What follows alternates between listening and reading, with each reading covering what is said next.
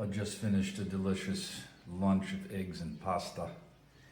I am otherwise sitting in the relatively cool space. It's warm in here, but it's much warmer just outside. Across that threshold. I will step outside in a moment. In the meantime, I will just tell you that to the left, less than 100 meters, 300 feet or so, is the road that I will turn south on. It is the intersection of where I turn south. After riding from Conakry to this juncture, that took me months, going from west to east and ultimately skirting the Gulf of Guinea.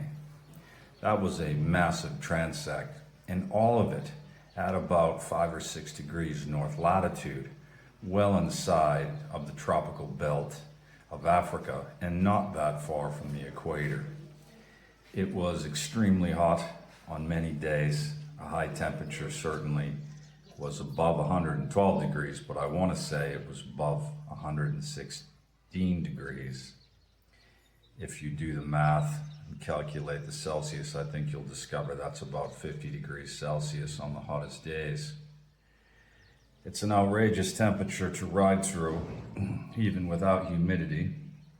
But here in the tropics of Africa, there's plenty of that to be had too.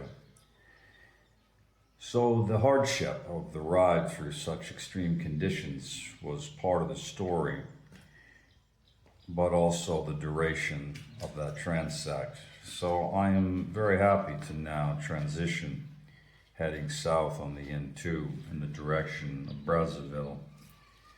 For a lot of reasons, those being some of the primary ones. I will celebrate internally at that juncture in a moment, but in the meantime, I'm not in a super big hurry to get there.